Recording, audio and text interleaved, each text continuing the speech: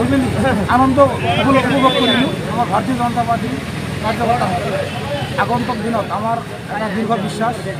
আমার এই দক্ষিণ শালমারা মানিকগঞ্জ জেলার আগন্তক বিধানসভা সমষ্টি আর আমার গাঁও পঞ্চায়েত নির্বাচনত আমার রাইজে আমার দক্ষিণ শালমারা রাইজে আমার সরকারের পক্ষত ভোটদান করব বলে আমি নিশ্চিতভাবে আমি আশা গ্রহণ করেছি আর আমার বিধানসভা সমষ্টিত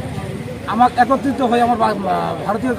জনতা পার্টিত ভোটদান করব আমার দক্ষিণ শালমারা মানিকগঞ্জ রাইজে আমার উন্নয়নের আগে আমার এই ডিস্ট্রিক্টত আমি পিছপৰি আছোঁ ভাৰতবৰ্ষৰ যিমানকেইটা ডিস্ট্ৰিক্ট আছে তাৰ ভিতৰত আমাৰ ডিস্ট্ৰিক্টখন পিছপৰা আছে সেইকাৰণে আমি বিনম্ৰতাৰে অনুৰোধ জনাইছোঁ আমাৰ দক্ষিণ শালমাৰা ৰাইজক এইবেলি